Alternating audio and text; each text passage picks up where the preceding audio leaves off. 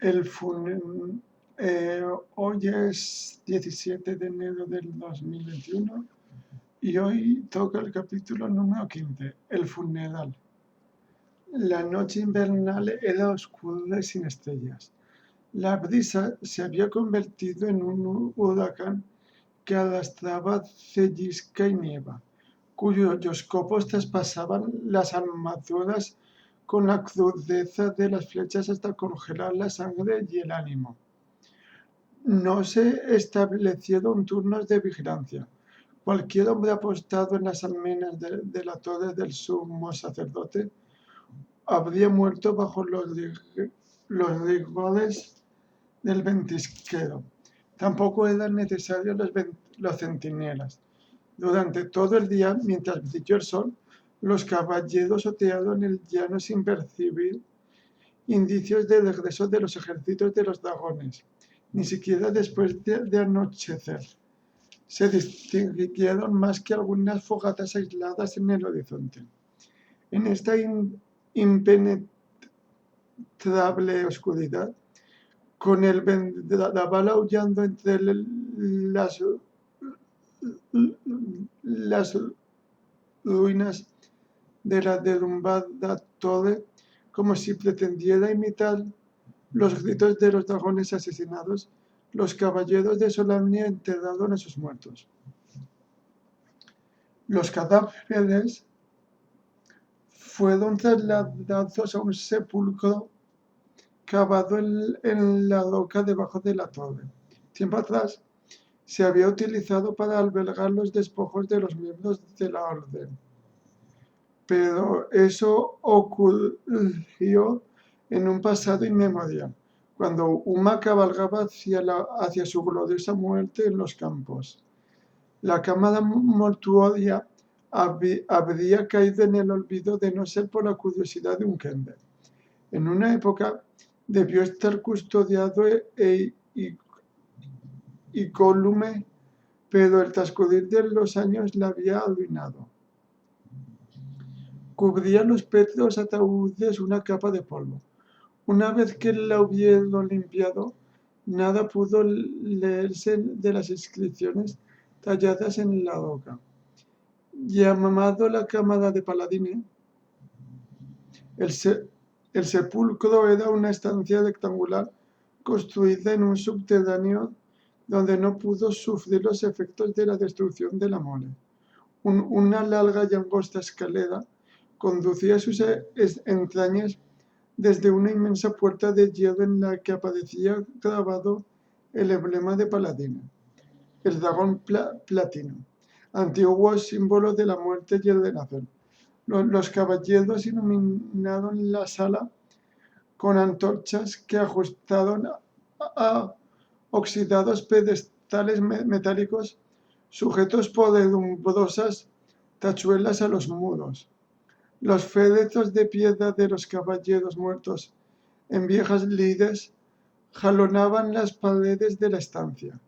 Sobre cada uno de ellos, una placa de hierro anunciaba el nombre de su ocupante, su familia y su fecha de nacimiento. Un pasillo central conducía entre las hileras de tumbas hacia un altar de mármol. Fue en este corredor de la cámara de Paladine donde los caballeros depositaron a los fallecidos de las últimas jornadas. No había tiempo para construir ataúdes. Todos sabían que las hordas hostiles volverían y los caballeros tuvieron que consagrar cada minuto disponible a reforzar las murallas de la fortaleza, no a confeccionar moradas eternas para quienes no habían de precisarlas. Llevaron los restos de sus compañeros a la cámara y los distribuyeron en una larga fila sobre el frío suelo de piedra. Amortajaron sus cuerpos mediante vetustas telas de lino que en principio estaban destinadas a las ceremonias de investidura. Tampoco había tiempo para confeccionar lienzos adecuados. Se colocaron las espadas encima de los pechos de los yacientes, mientras que a sus pies se dispusieron algunas pertenencias del enemigo. Aquí una flecha, allí un escudo abollado o las garras de un dragón. Una vez hubieron transportado a la cámara todos los despojos, los caballeros se reunieron a la luz de las antorchas. Cada uno se situó junto al cuerpo del amigo, del compañero, del hermano.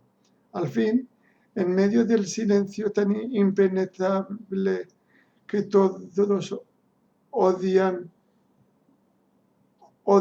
su propio pálpito, fueron entrados en la sala los 3 últimos cadáveres, tendidos sobre pajihuelas. Los escoltaba una solemne guardia de honor. Debería haberse celebrado un regio funeral resplandeciente, con los requisitos prescritos por la medida. En el altar se habría elegido el gran maestre, revestido con la armadura de gala. Le habrían acompañado el sumo sacerdote, ataviado también con una armadura engalanada por el manto blanco de los clérigos de paladines y el juez supremo,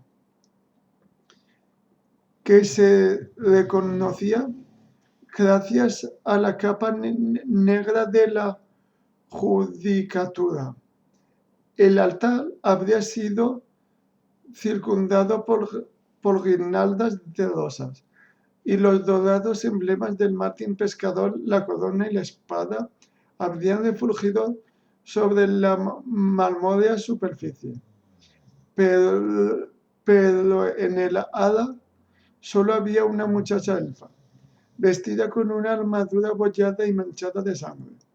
La flanqueaban un viejo enano con la cabeza inclinada a causa del dolor y un kender cuyo rostro exhibía también unos surcos de sufrimiento.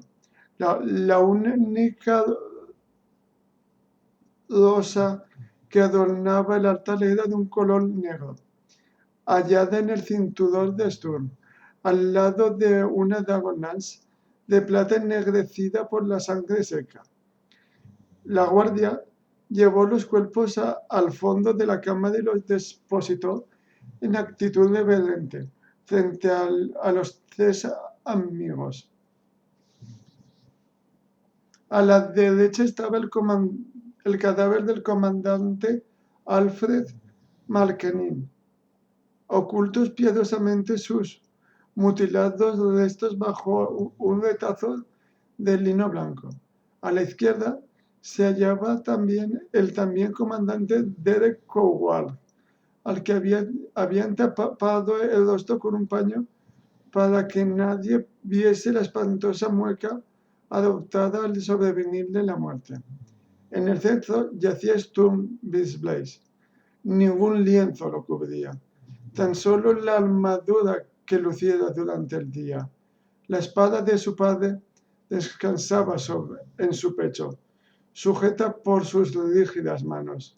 Se vislumbraba otro ornamento sobre su devastado pectoral, una prenda que no reconoció ninguno de los caballeros. Era la joya estrella, que Laudana había encontrado en un charco de sangre del propio caballero.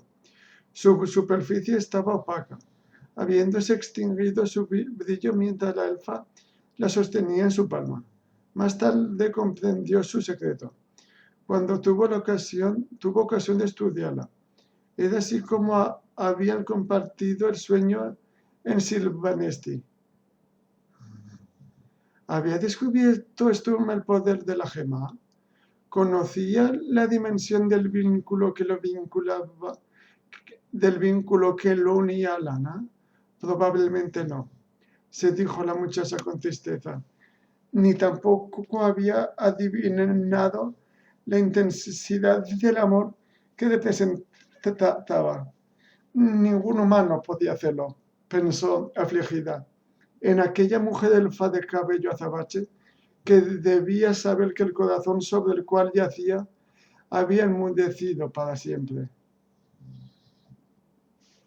La guardia de honor retrocedió, manteniéndose en posición de firmes. Los caballeros, allí congregados, inclinaron unos segundos la cabeza antes de alzar los ojos hacia Laudana. Había llegado el momento de los discursos, de las inflamadas evocaciones de las proezas realizadas por los caballeros muertos. Sin embargo, no se oían en la sala sino los sollozos del viejo enano y los quedos gemidos de Taslejov. Laudana contempló el sereno rostro de Sturm y se ahogado en las palabras que afloraban ya a sus labios. Por un instante envidió al caballero con toda su alma. Estaba más allá del dolor, del sufrimiento y de la soledad. Habían librado su batalla, saliendo victorioso del trance. Me has abandonado. Permites que me enfrente a la situación sin ayuda. Primero Tanis, luego el Istán y ahora tú. No puedo, no soy lo bastante fuerte. No dejaré que te vayas, Sturm. Tu muerte carece de sentido. Ha sido un fraude y una vergüenza. No dejaré que te vayas. No en silencio. No, sin cólera, le imprecó en plena agonía. Cuando levantó la cabeza, sus ojos centelleaban bajo las antorchas. Esperáis una noble arenga, declaró, con voz tan fría como el ambiente del sepulcro. Una noble arenga para honrar las hazañas de estos tres caballeros. Pues bien, no vais a oírla, no por mi boca. Los presentes intercambiaron sombrías miradas. Estos hombres que deberían haber permanecido unidos en una hermandad forjada cuando Krina era un joven, murieron en una abyecta discordia provocada por el orgullo y la ambición. Vuestros ojos confluyen en Dere Crowell, pero guardaos de culparle solo a él. Mis reproches se dirigen a todos vosotros, sí, a vosotros, que habéis tomado partido en tan cruenta lucha por el poder. Algunos de los caballeros palidecieron, presas de sentimientos encontrados como el arrepentimiento y la cólera. Mientras Laudana hacía una pausa, el llanto le impedía continuar, pero de pronto palpó la mano que Flint deslizaba en la suya para apretársela. Su contacto la reconfortó. Tragó saliva, respiró hondo y dijo: solo un hombre. Solo un hombre se mantuvo ajeno a tales intrigas. Solo uno entre vosotros vivió el código cada día de su existencia y, sin embargo, durante la mayor parte del tiempo no fue un caballero. O si lo fue, no constaba así en las listas oficiales, tan solo en su corazón y en su alma, en lo más importante. Estirando la mano hacia atrás, Laudana asió la ensangrentada dámanas que yacía en el altar y la alzó sobre su cabeza. Al hacerlo, sintió que su espíritu también se elevaba y que se desvanecían las alas de negrura esparcidas en su alrededor. Se fortaleció su voz y los caballeros la contemplaron admirados. Su belleza los bendecía como un amanecer primaveral. Mañana abandonaré este lugar, anunció, fijando su mirada en la lanza. Iré a Palantas como portadora de la historia de este día. Llevaré conmigo este alma y la cabeza de un dragón. Alojaré la siniestra cerviz en la escalinata del magnífico palacio de los caballeros solámnicos. Me erguiré sobre ella y los obligaré a escucharme. Los habitantes de Palantas oirán mi relato, comprenderán el peligro.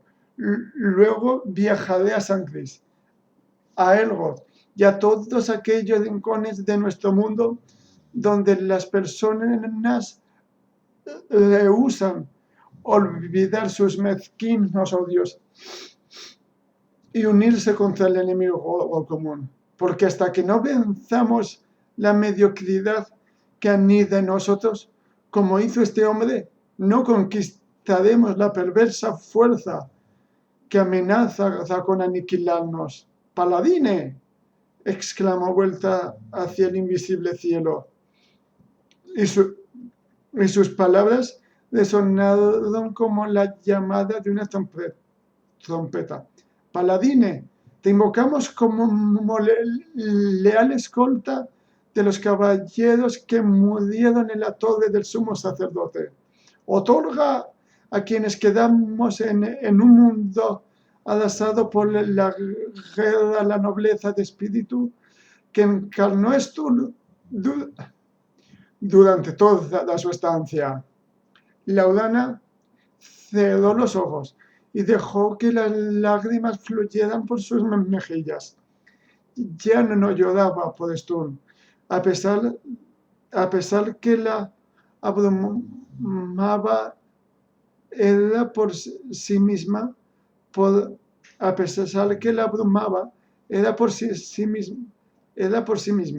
por añorar su presencia, por tener que revelar a Tani la muerte de su amigo, por seguir viviendo sin el respaldo de tan digno caballero. Despacio, depositó la lanza en el altar, se arrodilló unos instantes frente a ella, sintiendo el brazo de Flint en torno a su hombro y los acariciadores dedos de Taslejov en su mano. Como respuesta a su plegaria, oyó las voces de los caballeros a su espalda, unidas en el cántico que todos dedicaban a Paladine, el gran dios de la antigüedad. Devuelve a este hombre el seno, no de Uma. Deja que se pierda en el sol luminoso, en el codo de aire donde se funde el aliento. Recíbelo en la frontera del firmamento. Más allá del cielo imparcial, asentaste tu morada, en constelaciones de estrellas donde la espada traza un arco anhelante, donde nuestro canto se realza. Concédele el descanso de un guerrero, por nuestras voces alentados por la música del mundo, converjan los lustros de paz en un día en el que habitar pueda las entrañas de Uma, y guarda el último destello de sus ojos en un lugar seguro, sagrado, por encima de las palabras y de esta tierra que tanto estimamos, mientras de las eras de cuentos pasamos, libre de la asfixiante nube de la guerra, como un infante que sano crece, vivirá en un mundo eterno y brillante donde Paladín sea el estandarte. Sobre las antorchas de las estrellas se dibuja la gloria inmaculada de la inocencia. De este país errado, nido de violencia, líbrale, oh Uma. Haz que la última bocanada de su aliento perpetúe el vino, la esencia de las rosas, del amor abyecto que de lides no venturosas. Líbrale, oh Uma. Haz que se refugie en el tibio aire de la espada de acero que gélida desciende, del peso de la batalla siempre inclemente. Líbrale, oh Uma. por encima de los sueños de las aves de la piña, donde quiso descansar sin rendirse. En un mundo inmutable, si allí encuentra ahora el estigma abominable de la guerra, líbrale, oh Uma. Solo el halcón recuerda de la muerte.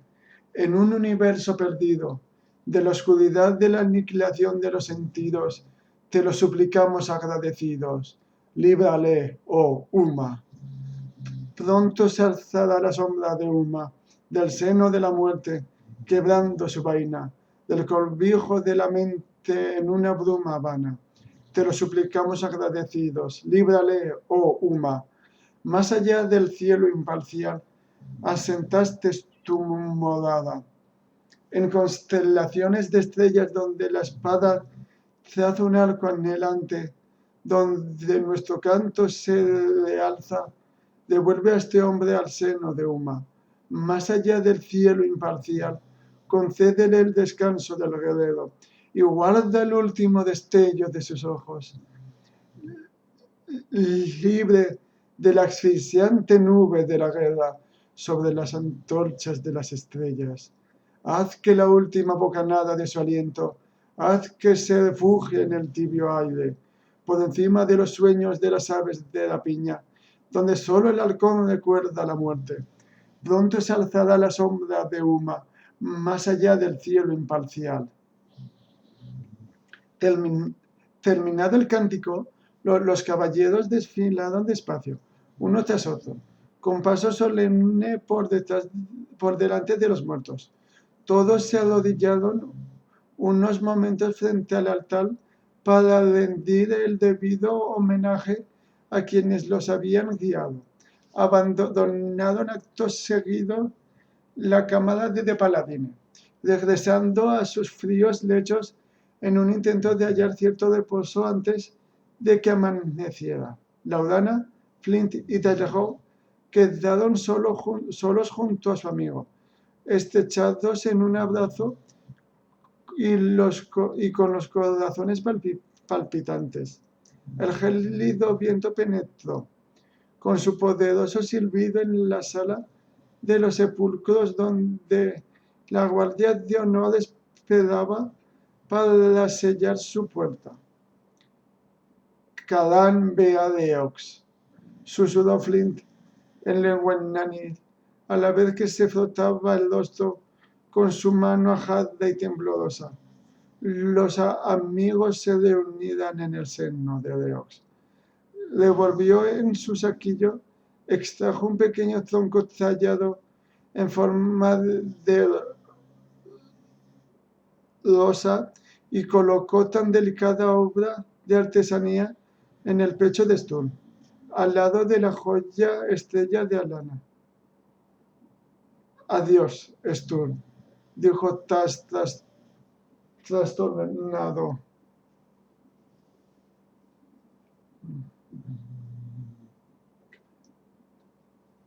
Solo puedo hacerte un obsequio que merezca tu aprobación.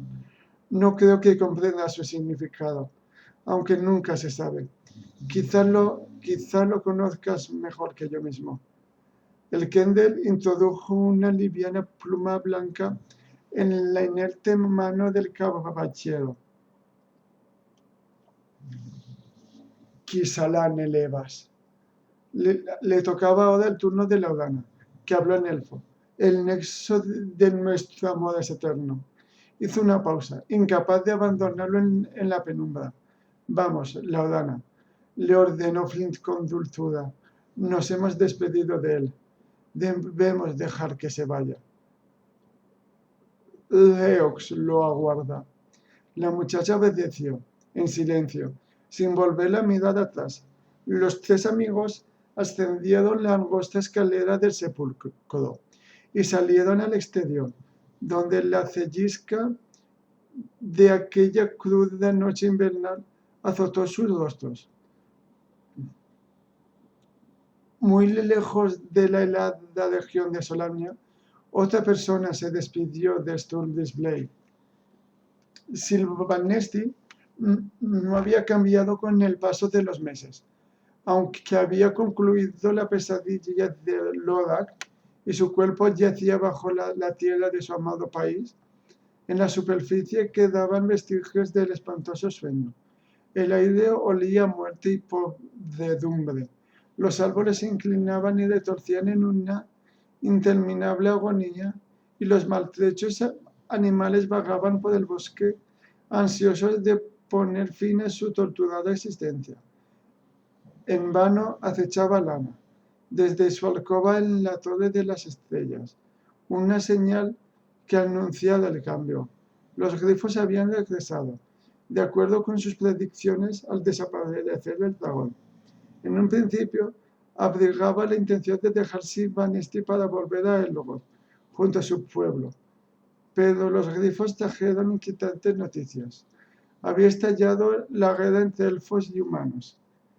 El hecho de que la perturbase Sentale Nueva demostraba la transformación que se había obrado en Alana, sobre todo después de tantos meses de sufrimiento. Antes de conocer a Tanis y a los otros, habría aceptado una contienda entre ambas razas. Quizás incluso la habría aplaudido, pero ahora solo veía en ella la evidencia de que unas fuerzas malignas querían destruir el mundo. Sabía que debía regresar al lado de su pueblo, desde donde quizá podía poner fin a aquella locura. Pero no cesaba de repetirse que el tiempo era inadecuado para emprender el viaje. En realidad, temía enfrentarse a la sorpresa y desconfiaba que manifestarían los suyos cuando les contase la destrucción de su tierra y la promesa que hiciera su padre moribundo de que los elfos volverían y la reconstruirían, después de ayudar a los humanos en su lucha contra la reina de la oscuridad y sus servidores. Vencería, no le cabía la menor duda, pero le asustaba la idea de abandonar la soledad del exilio que ella misma se había impuesto para mezclarse con el tumulto que bullía fuera de Silvanesti. También le espantaba, aunque en el fondo lo deseaba, el encuentro con el humano que amaba, aquel caballero cuya noble y orgullosa faz se le aparecía en sueños, cuya alma compartía a través de la joya estrella, sin que él lo supiera. Alana sufrió su agonía y llegó a descubrir los íntimos recuerdos de su espíritu. Crecía cada día su amor, a la vez que el miedo que le causaba amarlo. La elfa posponía su marcha, inmensa en tales cavilaciones. Partiré, se decía, cuando vea una señal que pueda transmitir a mi pueblo, a fin de infundirles nuevas esperanzas. De otro modo no regresarán. Se hundirán en el desánimo. Día tras día se asomaba a su ventana. No recibió la señal. Las noches invernales se alargaron. La oscuridad se tomó más intensa. Un atardecer, Alana paseaba por las almenas de la torre de las estrellas mientras en Solamnia, en plena mañana, Stumblis Blaze combatía a un dragón azul y a su jinete, la dama oscura. De pronto asaltó a la elfa una extraña y lacerante sensación, como si el mundo hubiera cesado de girar. Un dolor insoportable se adueñó de su cuerpo, arrojándola sobre la piedra.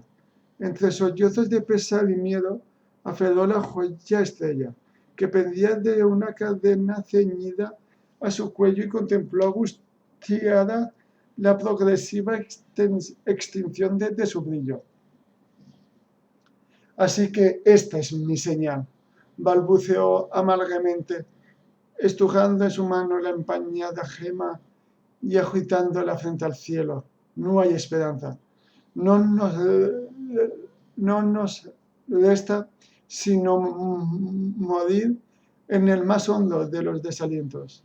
Sujetando la joya con tal fuerza que sus afilados cantos se hundían en su carne, Alana atravesó a ciegas la penumbra hacia su alcoba en la torre.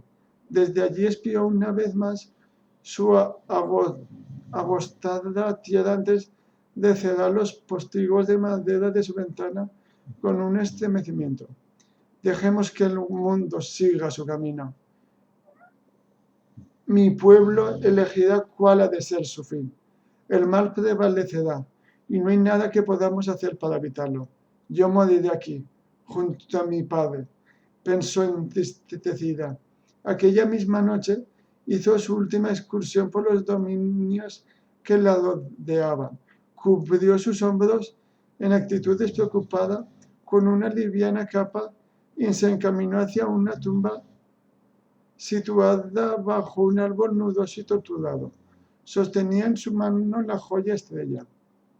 Se lanzó al suelo y empezó a cavar frenéticamente con las manos desnudas, arañando la helada tierra con los dedos hasta hacerlo sangrar.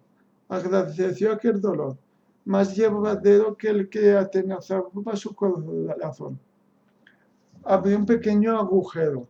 Lunitadi, la luna roja, se alzó en el cielo y al hacerlo tiñó de sangre la plateada esfera de su hermana Solinadi.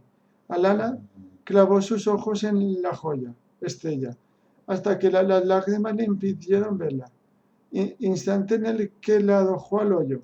Hizo un esfuerzo de voluntad para contener el llanto. Se enjugó el humedecido rostro y comenzó a llenar el hueco. De pronto se detuvo. Las manos le temblaban cuando, vacilante, se inclinó y limpió de polvo a la joya estrella mientras se preguntaba si el exceso de pesar le había trastornado el juicio. No. De la gema brotaban tenues resplandores que se intensificaron bajo su mirada. Alana retiró de la tumba paterna el refulgente objeto. Él ha muerto. Se repetía en voz alta sin apartar los ojos de la alhaja, que se iluminaba bajo el influjo de Solinadi. Sé que la muerte lo ha reclamado. Nadie puede cambiar este hecho. Mas entonces, ¿por qué esta luz? Un repentino crujido interrumpió sus meditaciones. Retrocedió sin incorporarse, temerosa de que el deformado árbol que custodiaba la última morada de su padre hubiese estirado sus resecas ramas para presionarla. Pero al levantar la vista, descubrió que los retorcidos miembros se liberaban de su tormento y, tras permanecer un instante suspendidos, se volvían hacia el cielo entre quedos suspiros. El tronco se enderezó y la corteza, alisada su superficie, reavivó los reconfortables rayos de plata. Las hojas, antes sin vida, sintieron de nuevo en sus venas el fluir de la savia vital. Alana emitió una ahogada exclamación. Se puso en pie para, tambaleándose, otear el horizonte. Nada había cambiado en su entorno. Los otros árboles conservaban sus siniestros perfiles. Únicamente se había transformado el guardián de la tumba de Lodak. Estoy perdiendo la razón, murmuró, y, temiendo ver confirmada su sospecha, centró su atención en el árbol. La metamorfosis era real. Todo su contorno se embellecía por segundos. Alana restituyó la joya estrella a su lugar. Prendida de su pecho.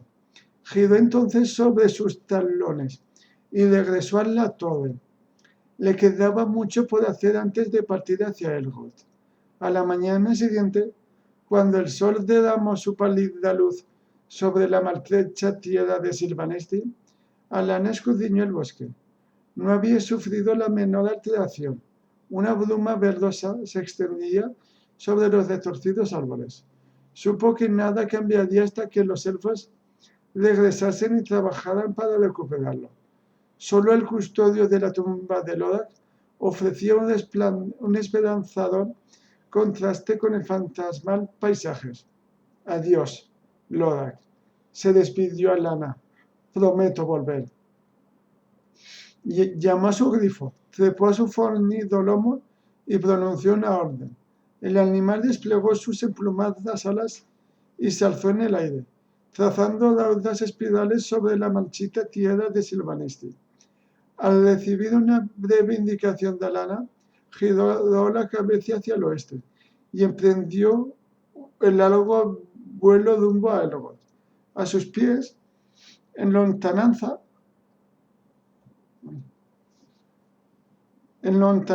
las verdeantes hojas de un árbol se destacaban en la negra desolación del bosque. Se mecía en el viento invernal, entonando dulces acordes mientras sus damas se desplegaban para proteger la tumba de Lodak de los rigores de la estación. La primavera estaba cerca. Fin del capítulo y del libro titulado La tumba de Umar. Chao, chao.